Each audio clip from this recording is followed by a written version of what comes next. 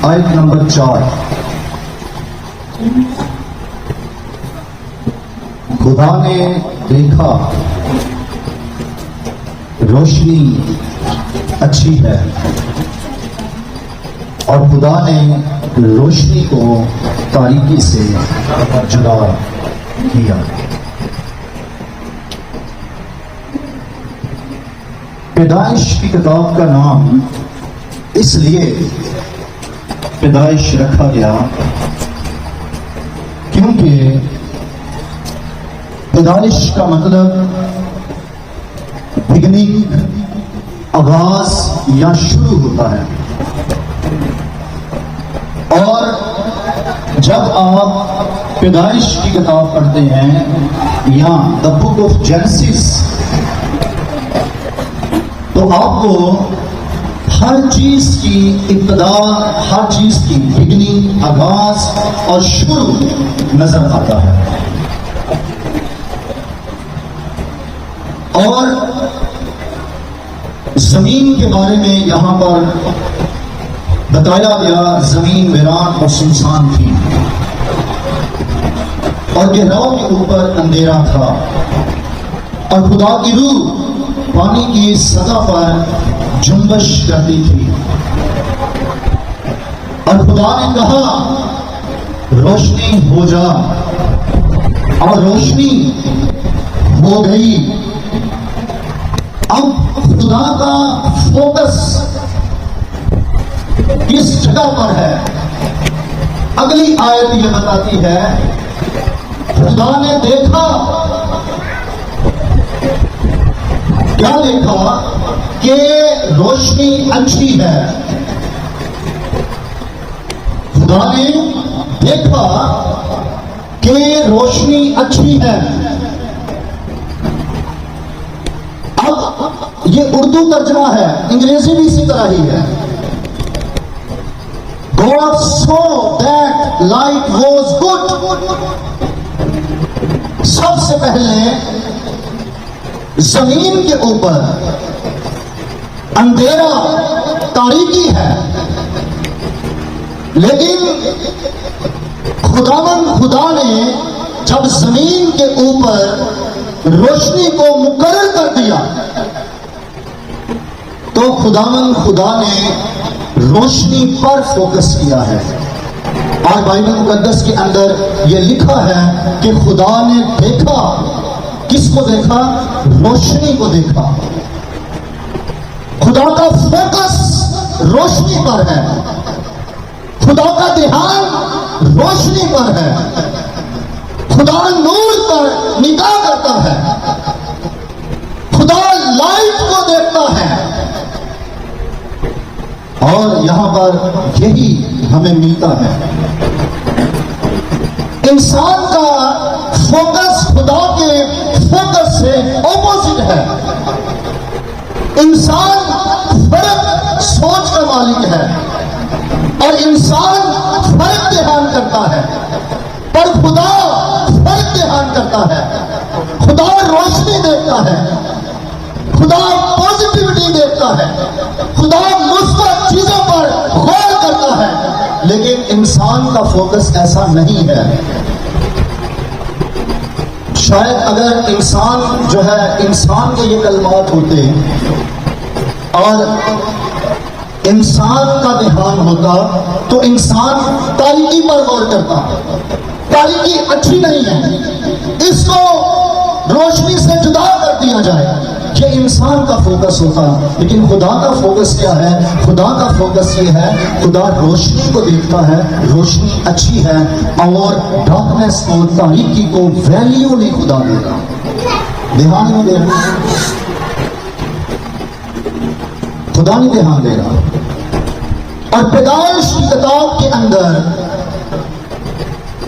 खुदा ये सिखाता है, आगाज में ये सिखाता है कि अपनी निगाह किस तरफ रखनी होगी, अपना ध्यान किस तरफ लगाना होगा, तुम्हारा फोकस बतौर ईमानदार किन चीजों पर होना चाहिए।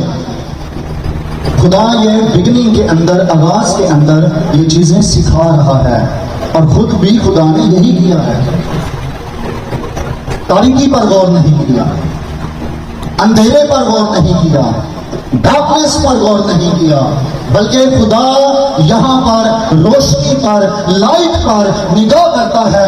God so that light was good. खुदा ने इस पर गौर किया। इंसान जो है वो फर्क सोचता है। आप समझ रहे हैं मैं क्या बताना चाहता हूं?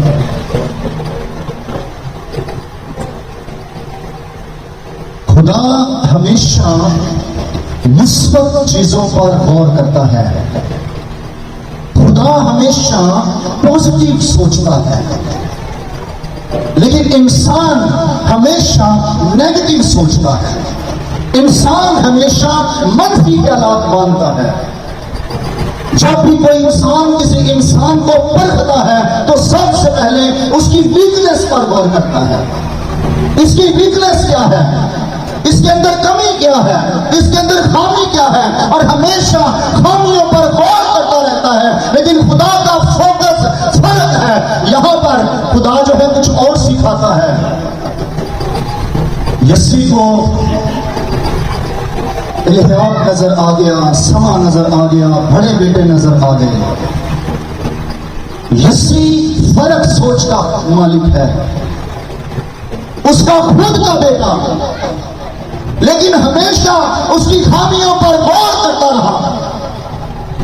और जब सैमुएल मखसूस करने के लिए आता है तो यस्सी का रद्द अमल यह है कि यस्सी अपने उस बेटे को सामने पेश कर रहा है जिसके अंदर उसे खूबियां नजर आती हैं उसके हिसाब से,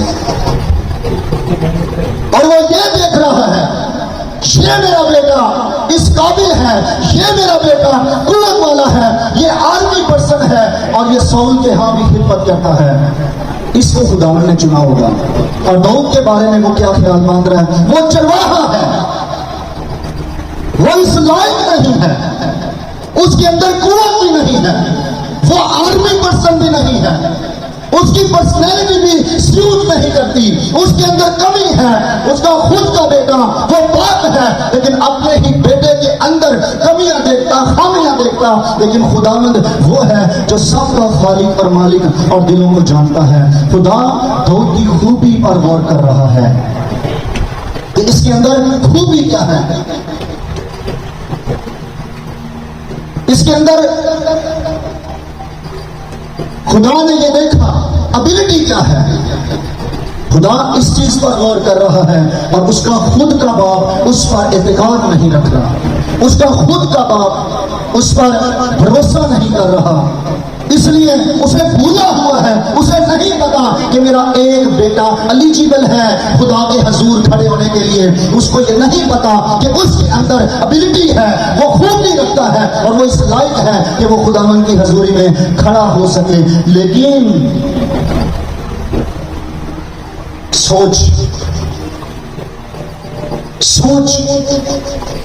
आज भी बहुत से माँ बाप ऐसे हैं, सबसे पहले जब परखने की निगाह से किसी को देखते हैं तो माँ बाप को सबसे कम इत्तेकाद अपने बच्चे पर होता है। उसमें भरोसा और कॉन्फिडेंस नहीं होता, और अपने बच्चे पर कम इत्तेकादी होती है। दुनिया जहान के बच्चे उसे लायक लगेंगे, लेकिन अपने बच्चे के बारे में हमेशा माँ बाप ये कहता है तू ते बड़ा नालायक है, उसको देख, उसको देख, उसको देख। अब पेरेंट्स की गलती किस जगह पर है? गलती इस जगह पर है कि वो बच्चे के अंदर खामियां देख रहे हैं, बच्चे के अंदर कमजोरियां देख रहे हैं, उनकी वीकनेस पर नजर करके उनको इग्नोर कर रहे हैं। काश उस जगह पर वो उसके अंदर खूबी देखते, कोई ना कोई खूबी खुदावन ने किसी ना किसी बच्चे के अंदर रखी होती है, उस खूबी पर काम करते और वो बच्चा कामयाब हो जाता। लेकिन ऐसा नहीं। यही हाल यस्सी का है। वो मेरा बेटा तो भेड़ बकरियां चराता है और वो एलिजिबल नहीं है, वो इस काबिल नहीं है कि वो मखसूस किया जाए। जिस काम के लिए सैमुएल नबी तू आया है वो इस काबिल नहीं, पर खुदा यस्सी का भी बाप है। खुदा सब कुछ जानता है। खुदा ने दाऊद की खूबी पर गौर किया और दाऊद की खूबी पर गौर करते हुए शमूएल नबी को ये कलाम दिया कि ये सब नहीं है, कोई और है जिसको मैंने अपने काम के लिए मुकर्रर किया है। जब उसको सामने लाया गया तो नबी ये कहता है ये है जिसको खुदावन ने चुन रखा है। तो बता मैं क्या हूं, इंसान हमेशा इंसान की कमजोरियों पर गौर करता रहता है, लेकिन खुदा किसी भी शख्स को अपने काम के लिए जब मुकर्रर करता है तो उसकी खूबी पर गौर करता है। खुदा का फोकस फर्क है और इंसान का फोकस फर्क है। जब यीशु मसीह यार के घर में गए तो उस वक्त अभी रास्ता में थे, घर से ये पैगाम आ गया, अब उस्ताद को तकलीफ ना दे, क्योंकि जो होना था वो हो गया। यीशु मसीह ने हर उस ईमानदार को जो बाइबल मुकद्दस पढ़ता और बाइबल मुकद्दस के अंदर दिल लगाता है, खुदा के कलाम पर गौर करता है, उसको यहां से बहुत बड़ा लेसन दिया। और वो लेसन वाला क्या है? बाइबल मुकद्दस के अंदर ये लिखा है, यीशु मसीह ने उन बातों पर गौर ना करके जो वो कह रहे थे, उन बातों पर यीशु ने तवज्जो नहीं की, उन बातों पर यीशु ध्यान नहीं देता, उन बातों पर यीशु फोकस नहीं करता। यीशु का फोकस जलाल जाहिर करना है। यीशु को पता है कि मुझे इन बातों पर फोकस नहीं करना, मुझे उस चीज पर फोकस करना है जिस काम के लिए मैं भेजा गया हूं। और उस मामले के अंदर यीशु मसीह को यार की बेटी के पास जाना जरूरी था। यीशु ने उन बातों पर गौर नहीं किया, तवज्जो नहीं दी और यार से कहा तू फक्त एतकाद रख। जब तू एतकाद रखेगा तो खुदा का बड़ा जलाल देखेगा। और जब वो एतकाद रखता है तो उसने बड़ा जलाल देखा और उसकी बेटी मुर्दों में से जी, उसकी बेटी मुर्दों में से जी उठी। यीशु ध्यान किस जगह पे रखता है? बंदा किस जगह पे रखता है? मैं हैरान हूं कई लोगों से, न्यूट्रल शख्स को जो बिल्कुल अभी खुदावन में बच्चा है, जिसको कोई समझ नहीं, उनसे तो ऐसी तौक़ुआत की जा सकती हैं, लेकिन जो लोग खुदावंद में तालीम पा रहे और बाइबल मुकद्दस में दिल भी लगाते हैं, उनसे भी ऐसी तौक़ुआत नजर आ जाती हैं, उनके अंदर भी ऐसे फोकस नजर आ जाते हैं। एक दफा शागिर्दों के अंदर भी यह मसला आ गया। खुदावंद ने कहा आओ कश्ती में सवार होकर पार चलते हैं। और जब वो कश्ती में सवार थे, तूफान, आंधियां, लहरें, और उस वक्त इतने एस्टैब्लिश शिप नहीं हुआ करते थे, सादे तरीके से कश्तियां बनाई जाती थी। और जब लहरें आई, हवा मुखालिफ थी, तूफान था, तो उस वक्त कश्ती पानी से भरी जाती थी और यीशु मसीह आराम से उस कश्ती में सोया हुआ था।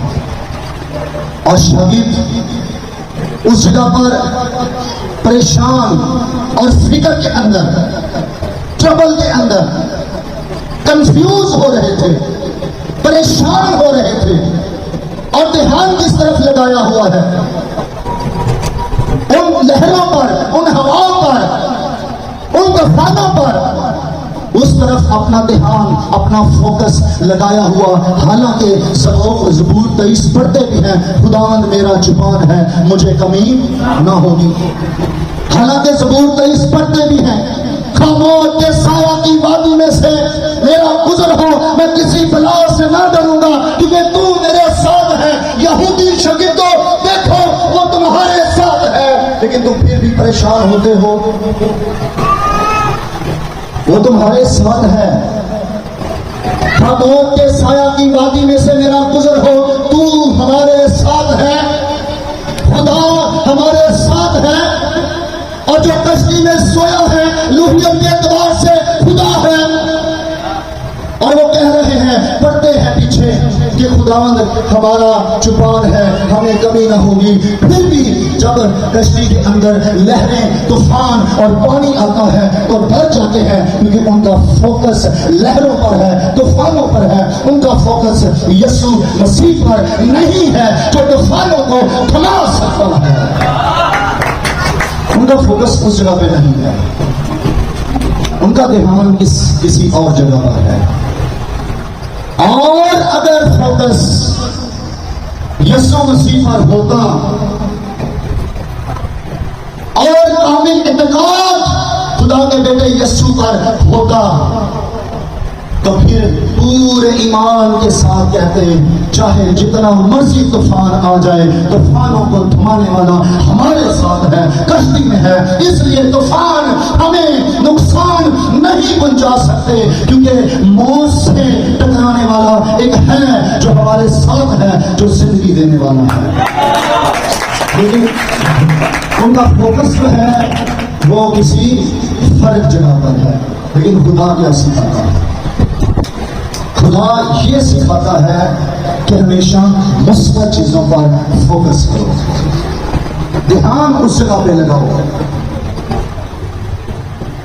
काश ईमानदारों को ये समझ आ जाए कि बाइबल मुकद्दस के अंदर ये लिखा है, दिन रात तुम्हारा ध्यान खुदा के कलाम पर हो।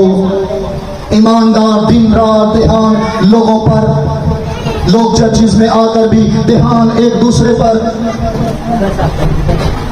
ये देखो इसके अंदर ये कमजोरी है, आज अच्छे गीत नहीं गाए गए, आज अच्छे गीत गाए गए, आज देखो इसने क्या पहना, आज इसने क्या पहना, आज माहौल ठीक नहीं था, आज माहौल ठीक है, आज ये हो गया, आज ये हो गया। इन सारी बातों पर तवज्जो ना करके ईमानदार अगर ये कहेगा कि मैं दिन और रात खुदा के कलाम पर तवज्जो करूंगा, और उसके बारे में ये लिखा है, वो ऐसा शख्स है जो पानी की नदियों के पास लगाया गया है, और वो ऐसा शख्स है जिसका पत्ता भी नहीं मुरझाता। ऐसे ईमानदार के लिए मैं ये कहना चाहता हूँ, जिसका ध्यान खुदा के कलाम पर है, वो रूहुल कुद्स के पास है, और रूहुल कुद्स उसे जोर देगा, रूहुल कुद्स उसका जोर बनेगा, और वो अपने वक्त पर बढ़ता जाएगा, तरक्की करता चला जाएगा, और खुदावंद में मजबूत हो जाएगा।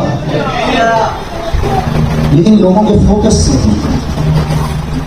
ध्यान बहुत गलत है, जिस वजह से प्रॉब्लम ज्यादा है। बड़ी गहरी बात सिखाने लगा, जुमले को नोट कर ले। जो शख्स कमजोरियों पे फोकस करता है वो हमेशा कमजोर रहता है। फिर रिपीट करने लगा, जो शख्स कमजोरियों पे फोकस करता है वो हमेशा कमजोर रहता है, और जो शख्स खूबियों पे गौर करता है वो जोरावर हो जाता है। हालेलुया। जो शख्स अपना ध्यान जमीन पर लगाता, जमीन की प्रॉब्लम्स पर लगाता, वो पतरस की तरह डूब जाता है। लेकिन जो ईमानदार अपने अंदर इस आयात को, इन आयात को अपने अंदर बिठाए रखता है कि खुदा के कलाम के अंदर लिखा है, ईमान के बानी और कामिल करने वाले यीशु मसीह को करते रहो, वो शख्स हमेशा चलता रहता है और वो खुदा में बढ़ता जाता है। फोकस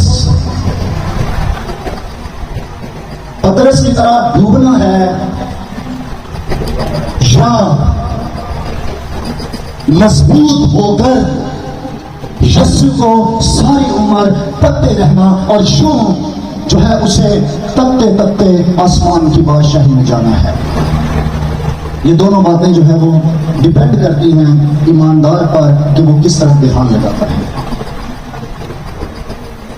तो कुछ लोग जो है वो जमीन पर ही रह जाते हैं, इन्हीं बातों पे तवज्जो करते रहते हैं, इन्हीं बातों पे तवज्जो करते रहते हैं। लेकिन कलाम की ये तालीम नहीं, कलाम की ये तालीम है हमेशा ईमान के बानी, वो आपका बानी है, फाउंडेशन है, बुनियाद है। और कामिल करने वाले यीशु मसीह को तकते रहो। यीशु को देखोगे तो हमेशा जोर आवर रहोगे। दुनिया को देखोगे, मामलात को देखोगे तो हमेशा कमजोर होकर चल जाओ। लेकिन हम ईमान रखने वाले हैं ना के खिलाफ होने वालों में से। हालेलुया। हम ईमान रखकर आगे बढ़ने वालों में से हैं।